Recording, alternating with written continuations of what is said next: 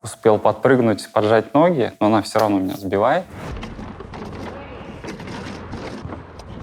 Здесь, наверное, более жесткая борьба. Подошел и сказал, что ты крутая.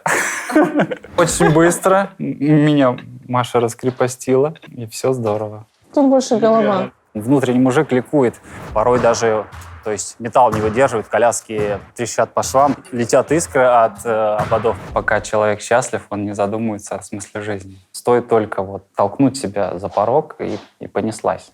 Блин, в жизни столько всего интересного.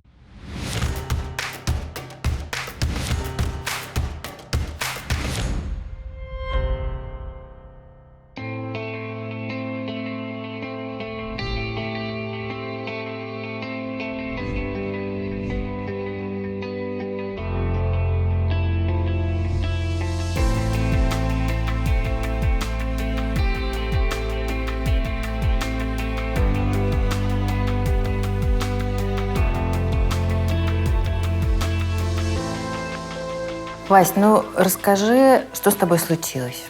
Ну, история до банальности проста. В 2001 году это было. Мне было 17 лет. С другом гуляли, так просто болтались вечером. Вдохновлялись граффити. На стенах граффити, там, не знаю, на железнодорожных вагонах. И мы знали, что одно из граффити нарисовано на железнодорожном мосту. Угу. Вот, и мы поперлись туда посмотреть. И, переходя дорогу в неположенном месте, меня сбила машина, а под вторую я попал. Я не заметил эту машину. Там широкие полосы. Одну половину дороги я перешел, вторую я не успел перейти. Ну, то есть водители не виноваты? Водитель ни в коем случае не виноват. Ну, там было темно, да, уже вечер, и такая промозглая погода, дождливая. Что помнишь с того Я мало момента? что помню, в основном рассказывал мой хороший друг, товарищ. Он успел перейти дорогу, оборачивается, смотрит, и вот все, я уже... Машина вылетает, я каким-то кошачьим, я не знаю, чутьем успел подпрыгнуть, поджать ноги, но она все равно меня сбивает. Я падаю на дорогу, и вторая машина, которая ехала за ней, получается, она вот меня под собой протащила под капот. И он там бежал за ней, останавливал. Ну, они остановились? Да, помогли? остановились, помогали, да, там даже кто-то вышел с зонтиком, стоял, чтобы на меня все это дело не капало. Знаете, есть примета, если с человека слетели ботинки, то, наверное, не жилец он, а с меня слетели ботинки и носки даже. Потом уже в реанимации, помню, когда очнулся. А боль когда почувствовал? Боль вот это с рассказа мамы, и она слышала, как мне ставили аппарат Елизарова, как я там ору, как я там матерюсь и прочее. Ну, больно, естественно. Я этого не помню ни в коем разе, потому что мозг имеет такое свойство. Вытесняет, всю эту жесть, да, забывать. Я помню это в реанимации, вот с этим Елизаровым, ноги задраны вверх, то есть доктора пытаются спасти ноги, переливание крови бесконечное, кровь в ногах никак не задерживалась, все это вытекало. Это получился открытый перелом, заражение крови, и гангрена началась. Ну, конечно, они пытались спасти максимально, что могли. Там вообще было интересно лежать в реанимации. Ну, я в плане того, что это такое полубессознательное состояние, и люди, которые, рядом с тобой тоже в реанимацию, сменяют друг друга там. То есть был случай, что привезли какого-то мужчину, он был подключен к аппарату искусственного жизнеобеспечения. Он пролежал там, я не знаю, со мной дня. Я не помню сколько, может, дня 3, может, меньше. И при мне его отключаем, чик. Я такой лежу, нормально. Там никогда не выключается свет. Как-то лежишь, вот я говорю, в каком-то тумане. Особо просто выжить, даже не знаю, как объяснить. Просто я существую, хорошо, все здорово. Я держусь за эту жизнь. Что в голове происходило? Скорее бы покинуть реанимацию. Я доктор каждый раз, когда приходил обход, я им говорил об этом, что я хочу быстрее увидеть людей и пообщаться. А вот там меня уже, пронзило. Я такой лежу уже в палате, и мне нужно повернуться на бок. Я устал уже лежать на спине. И я понимаю, что не могу. Мы об этом не задумываемся. Мы когда поворачиваемся на бок, человек ногами помогает себе. Я лежу, приплыл.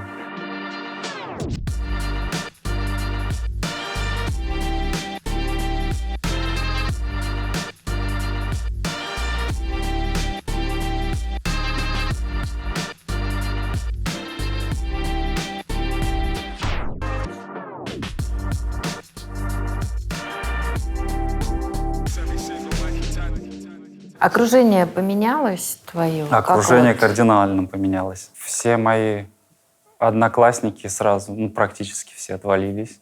А как думаешь, вот сейчас, ты уже взрослый, опытный, поживший, а почему ребята слились? Потому что мы не готовы в этом возрасте к таким. Мы не знаем, как прийти, что показать, как выразить это. Мне кажется, мы боимся увидеть, вот был человек такой, а теперь такой. Что ты ему скажешь? Наверное, какое-то, может быть, чувство вины. Я ни в коем случае ничего не хочу сказать им. Все нормально. Просто, да, вот. Ну хорошо, вот ты как бы все понимаешь, реанимация позади, я живой, жить буду. Да. Самое страшное. И что позади. дальше? Как там остаться оптимистом? Когда кризис пройден? Я скажу, очень важно окружение твое. Я когда был на реабилитации, там же куча тоже такого же народа, от мала до велика. Были и мальчишки, которые в трансформаторную будку он засунул руки, и все. Это все же познается в сравнении. Ты смотришь, думаешь, чувак может с такой травмой, да, дальше продолжать жить, делает все ногами, и все в порядке. И ты думаешь, чем я хуже? И вот появились друзья на реабилитации. Женька Азол, такой классный парень. Вот он меня с коляски вытащил. Я катался все на коляске. Все по кайфу ездишь, ничего не надо. Мы вместе делали протезы там. То есть он дал Первое. волшебный пендаль. Вот один из таких пендалей, да. Он говорит, поехали ко мне в деревню на лето отдыхать. Угу. И я там все на коляске, здорово уже. Катнулся и поехал, сидишь, бамбук куришь. И вот, говорит, вставай, сейчас до меня дойдешь. Я коляску возьму, до меня дойдешь, там пару-тройку шагов, сядешь обратно. Встанешь, дойдешь, сядешь обратно. Я говорю, хорошо, ладно. Встаю, прохожу, а он коляску забирает дальше. Не сядешь, давай еще до меня иди. И вот так вот, потихоньку, полегоньку. По сути, ты заново учился ходить. Да.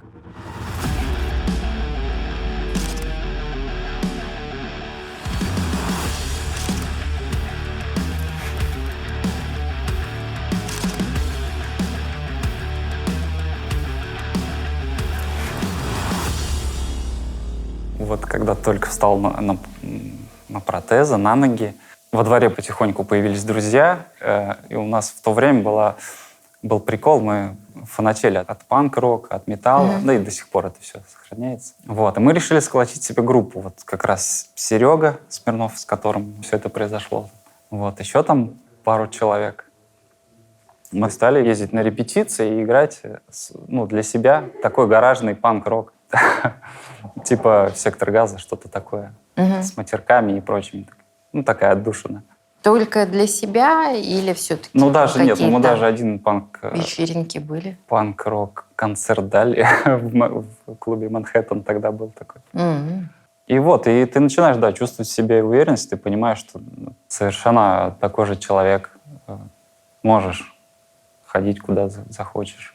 Баскетбол случайно появился, да, вроде как Я его в течение своей жизни не обстоятельств. планировал. Я вообще многие вещи, у меня так получается, я не знаю, то ли это счастливый какой-то рок. Я пошел учиться в профессиональный реабилитационный центр, чтобы иметь корочки, чтобы потом куда-то устроиться на серьезную работу. И там проходили тренировки команды. Меня заметил один из игроков. И заманили.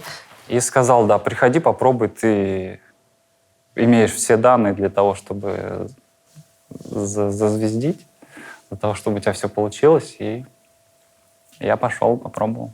И с тех пор не отпускает меня.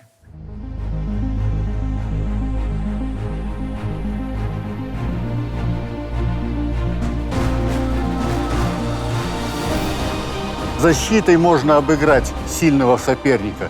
И в защите интереснее играть, обыгрывая нападающего. Он думает, что он вас приехал обыгрывать, такой лихой парень, да? А вы ему, оп, закрыли. Погнали!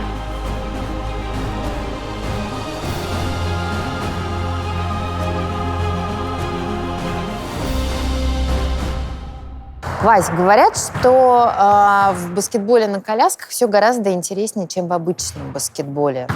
Быстрее. Некоторые там правила по ведению мяча интереснее. О чем люди говорят? Да, нюансы действительно интереснее в силу того, что мы не бегаем, мы ездим на колясках. То есть мы все делаем руками. Мы и бежим руками, мы и ведем мяч руками. Но по сути правила все те же самые. Немножко отличается пробежка. То есть если это в обычном баскетболе, ты должен ударить 2 шага и сделать и ударить еще раз мячик, то здесь ты ударяешь мячик, 2 раза касаешься. И 2 раза Да. прокручиваешь. Здесь, наверное, более жесткая борьба. То есть все, чем мы обладаем, это коляска. То есть защита — это коляска. Ты ставишь корпус коляски. Нападение — ты должен тоже протолкнуться, пробиться в защите силовыми вот таким способом. То есть это более контактный вид спорта, нежели баскетбол на ногах. Порой даже, то есть металл не выдерживает, коляски трещат по швам, там появляются трещины, нужно их варить, летят искры от ободов и прочее. Как можно одновременно быстро передвигаться, да, управлять коляской, да еще успевать там получать пас, передавать? Смотреть вокруг. Да. Как? Я помню свои первые тренировки, это вообще невозможно. Это надо вести мячик. Но все приходит со временем. Это все тренировки, упорство. И если тебе это в кайф, если тебе нравится, и банки растут. Банки растут, хорошо. Да. А что с руками А происходит? с руками, я могу немножко показать, конечно. Это при всем при том, что тренировался ты в перчатках. Если на сборах, то есть каждый день 2 тренировки, то руки в мясо. То есть парни постоянно мотают пластырем руки. Твоя девушка сегодня на тренировке Зажигала. Да. Звездочкой была, да.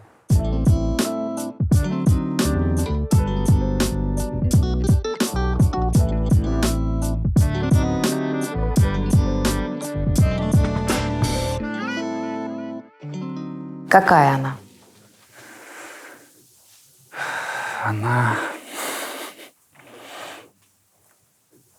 Она очень светлая, она такая, я даже не знаю.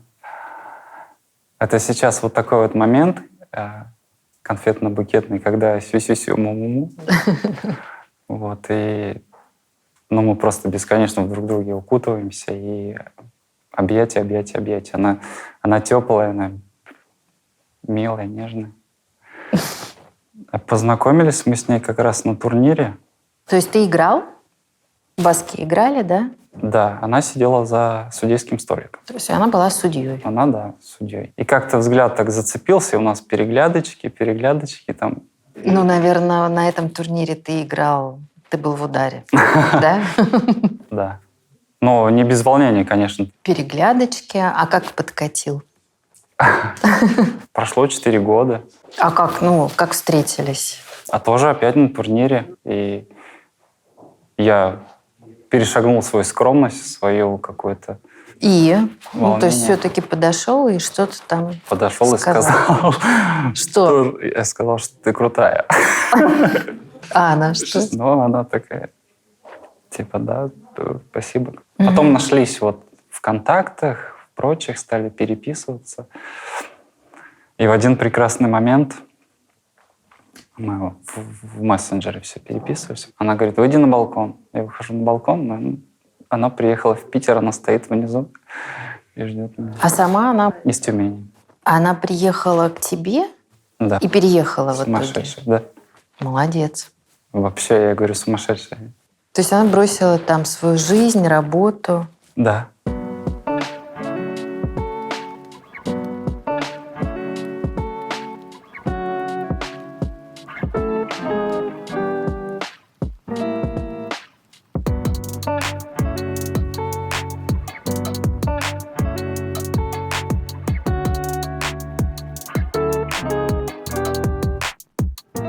Маш, мы пока тебя ждали, Вася рассказал, как вы познакомились. А с твоей стороны, как это было? Изначально мы познакомились на соревнованиях.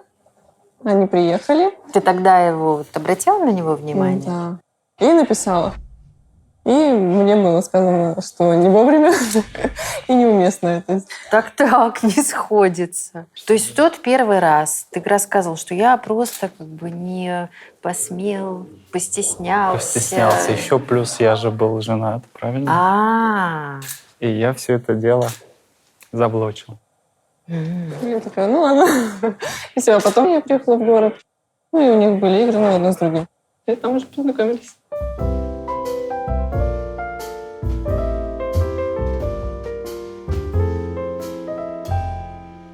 ты женат был. Я был женат, и случилось это как раз во времена, когда я вот дико панковал. У нас была группа, и девушка Екатерина играла в этой группе клавишницей. Она Спелись, была на синтезаторе. да. сыгрались. Да. Вот. И мы сблизились и стали жить, поживать вместе. Появился у нас малыш. То есть у тебя есть У меня есть сын, ему уже 12 лет. Ого. Он у меня регби занимается. Почему этот брак распался? Потому что отношения это... Начинаются они всегда красиво, всегда взахлеб, и всегда вот это ты где-то витаешь в облаках, романтика. Потом начинается, вылезают какие-то, да, твои косяки, какие-то нестыковочки. Так получилось, что интересы, совсем разошлись. Ну, ребенком ты занимаешься, да? активно? Конечно. Ты рядом, ты папа. Да, мы с ним постоянно.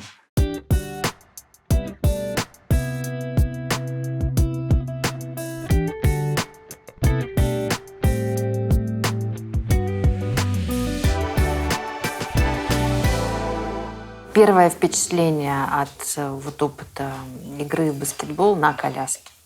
Что надо делать все руками. Это сложно физически. Ну, все остальное, нет. Понимание игры, есть понимание игры, понятно, оно любое. ты Ну, в опытный смысле, игрок да. была уже. Ну, а до этого, я так понимаю, в женской команде, да, Да, обычно обычно. играла. В сравнении женская команда и ты единственная женщина в мужской команде. Как говорит наш тренер, здесь мужики играют.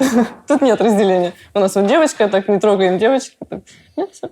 Есть задание, выполняем. Сейчас у него здорово получается, и она, говорю, что фору может дать многим игрокам, которые уже с опытом играют в нашей команде. Поэтому будем надеяться на то, что тренер все это заметит. А сколько планируете быть в спорте еще?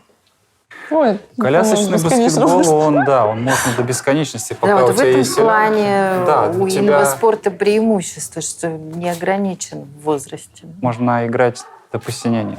Пока уже все, не знаю, вставная челюсть не будет вываливаться. Как случилось, что она теперь с тобой в команде играет? Мы такие между собой друг друга называем рыбки-прилипки. То есть куда я, туда и она, куда она, туда и я. И она же тоже играла в свое время в студенческий баскетбол довольно хорошо. И она решила тоже попробовать сесть в коляску. Я думаю, что нужно объяснить, что есть такая практика, что Да. здоровый человек может заниматься баскетболом на колясках. Наверное, про бальную систему нужно Да, объяснить, а обязательно. то сейчас все возмутятся, что как это? Конечно, здоровая обыграет Тогда всех пятерых мы берем здоровых. Да, тоже мне инвалидный спорт. Да, есть такая практика, когда пошла, я думаю, она из Европы, когда одного человека здорового можно брать Один допустим, да? один, допустим, в команде. Да. Чтобы уравнять шансы обеих команд, мы должны набрать 14,5 баллов. Это оценка, Это оценка, грубо говоря, я сил сейчас- игроков. Выходит 5 игроков одной команды, 5 игроков второй команды.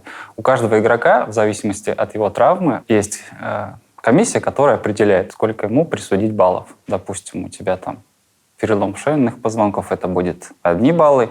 Чем серьезнее травма, тем меньше функционал игрока, то есть тем меньше баллов. Тебя во Соответственно, сколько баллов У оценили? меня 3 балла. 3 балла. Мне мерили длину культей, мерили длину рук. Все это вышло. А здорового человека во сколько баллов Здоровый оценивают? человек — это 5 баллов, но 5 баллов не играют, это сразу же 4,5 балла ставится. Если играет девушка, это еще минус балл. То есть если Маша играет, то это будет 3,5 балла. За счет того, что она девушка и тягается с такими кабанами, как мы.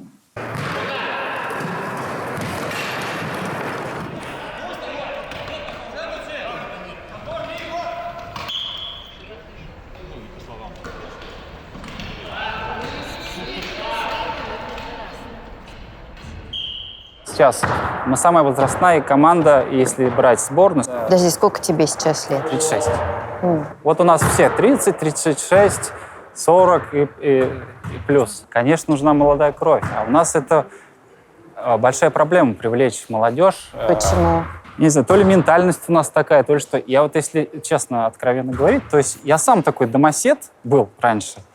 И вот, да и так нормально, сидишь там что-то в комп мышей гоняешь, как бы это, кушать есть, крыша над головой есть, все нормально. Но вот когда я действительно сделал шаг за порог, вышел в свет, меня, как говорится, за шкирку, так, давай, попробуй это, попробуй то, ну, тренироваться. Я пытался привлечь в метро, знаете, народ ходит, это вроде как солдатик, одет весь и милостыню просит. Я к нему подхожу, говорю: парень, есть такая штука, ты можешь ходить на тренировки, тебе дадут экипировку, тебе дадут деньги, ты будешь ездить, ну, если покажешь результат, если будешь стремиться, ты будешь ездить по России, ты будешь ездить потом за рубеж. Да ну, я не знаю, у меня жена и дети. Я говорю: что ты тут делаешь? У тебя жена и дети, а ты в метро это милостыню просишь. У меня другие интересы, ну как-то так вот и не надо, и как будто... Если бы не баскет, Так. чего не было бы в твоей жизни? Ой, если бы не баскет. Я бы, наверное, на самолете никогда бы не летал. Ну, то есть я в детстве там летал с бабушкой, опять же. Ну, то есть ни за границей, ни куда-нибудь, ничего. Ну, варился бы в городе, да, там какие-то вот банальные вещи, как все живут там куда-то. Ну, наверное, баскетбол — это такая дорога в жизнь сумасшедшая, что, ну, я не знаю, если есть такой шанс, надо просто вгрызаться и показывать себя. И... Да даже, ну, не обязательно баскетбол, есть же куча всего. Если у тебя там травма серьезная, ты можешь играть в бочу, ты можешь играть, а чего только нет. И регби, пацаны, вот мы тоже с ними делим зал. Это тоже экстрим, это тоже кайф. Ну, то есть это, блин, внутренний мужик ликует, когда ты... Хорошая формулировка. Внутренний мужик ликует. Да, это такой кайф непередаваемый. То есть и прыгнуть с парашютом, и покататься на вейке, и... Блин, в жизни столько всего интересного. А сидеть дома и жалеть себя там что-то... Вот, случилось, не пойду, не буду. Выйди за порог, и начнется такое, что мама, не горюй. Сейчас безумно развиваются технологии, да, еле-еле успеваем. Что сейчас в протезировании? Наверняка придумано что-нибудь, что силой мысли управляется. Да, в протезировании там практически уже космос, практически уже робокопы и терминаторы ходят, потому что есть протезы модульные, как у меня, а есть протезы с внешним источником питания. Они за тебя думают, у них есть процессор, у них есть аккумулятор, который, ну, на котором все это дело держится. Что такое «они за тебя думают»? Они за меня Ты думают. вправо, они тебе говорят: нет, тебе лучше влево. Они так разработаны, что они понимают по движению, ну, там, допустим, руки или ноги, что я собираюсь сделать. То есть я собираюсь либо подняться на ступеньку, это будет одно движение, а не разогнуться. Так. И если я собираюсь спуститься по какому-то пологому спуску или подняться, или я собираюсь сесть, они все это понимают по движениям, по... И заряжаются, как телефон. И да, если ночью, да? ночью ты ложишься в кровать, а ногу на зарядку ставишь в розетку, подзаряжаешь. Почему у тебя не такие? Они очень дорогие. То есть Сколько примерно? один протез может доходить до 5 миллионов рублей. Это один протез. И, естественно, что на это все нужно выделять финансирование. И если каждый будет пытаться вписать в Ну, то есть на себе, всех не на хватит. всех не хватит. Если каждому 5, только одна нога. Да, вы подумайте. Если 2, то 10 миллионов на И человека. это каждые 2 года надо менять. А то, чем ты пользуешься, это тебе выделил бюджет по вот программе ИПР, да? Да. А они сколько стоят? Ну, я не знаю, сколько мы... Но они тоже нормально. не 3 копейки. Не 3 копейки, да. Я думаю, минимум по 500 000 каждый. Это минимум. И это обеспечивает государство полностью. Регулярно, каждые 2 года. Есть вариант еще, и ты можешь сам приобрести, потом получаешь компенсацию от государства какой-то части.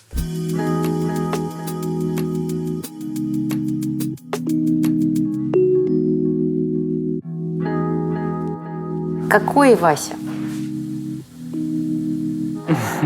Это моя душа. Хорошо. Мне очень хорошо.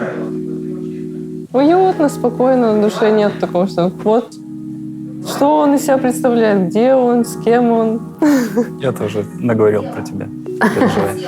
Ну, когда стали вместе жить, какие-то открытия сделали? Наверное, друг о больше друге? открытия для Маши было, потому что, ну, некое смущение у меня было. У меня по этому поводу никаких загонов не случалось. Было поначалу смущение, но в плане постели. Вот это вот как она примет меня, потому что, ну, я другой, я выгляжу иначе, и вот. Мгм. У меня было такое. Потом со временем все это. Очень быстро. Очень быстро меня Маша раскрепостила, Мгм. и все здорово. Всё. Тут больше голова. Непреодолимых, да, все от головы. Каких-то непреодолимых барьеров абсолютно не было. Взахлеб. Прям. А вот с реакцией окружающих не сталкивалась, когда говорят там, чего, Маша, это как бы зачем тебе такие отношения? Прям мама у меня переживала. Но это вот тоже из разряда, а что он там может сделать или что он не сможет сделать. Ну, Ну, что, типа, сможет ли позаботиться? это да, типа. на корню пресекается, потому что... Мгм. Ну, это мои заботы в любом случае. Не третьих лиц. Как ты психологически себя поддерживаешь, восстанавливаешься? Ну, есть два традиционных пути. Кто-то там религия, церковь, кто-то психологи, коучи. Я видела у тебя в Инстаграм выложил Мгм. красную таблетку курпату. То есть интересуемся, Конечно, да? конечно. Психология, все вот эти вот А что? глубины сознания, это очень На какие интересно. вопросы ищешь ответы?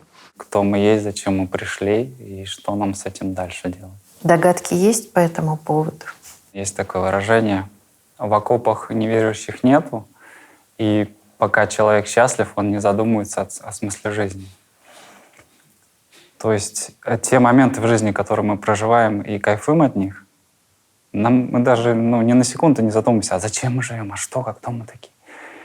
И чем больше таких моментов в жизни мы себе делаем или делаем приятные моменты другим людям, тем больше счастья и гармонии. Я думаю, вот в этом. Устроить свою жизнь так, чтобы тебе было комфортно, интересно, и любое дело тебе приносило удовольствие, а не мытарство. И стараться притягивать к себе таких же людей. То есть окружение все-таки Конечно, окружение формирует нас очень сильно. Это как какой-то сказал великий скульптор, я не помню кто. Статуя всегда была в этом камне, я лишь убрал лишнее.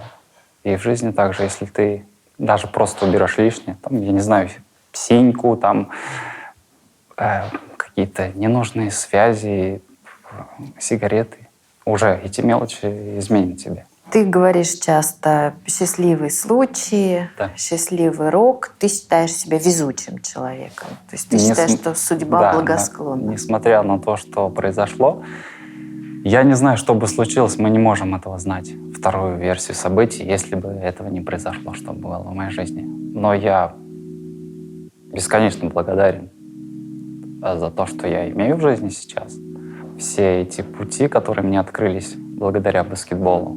Ну, я говорю, что стоит только вот толкнуть себя за порог, и понеслась.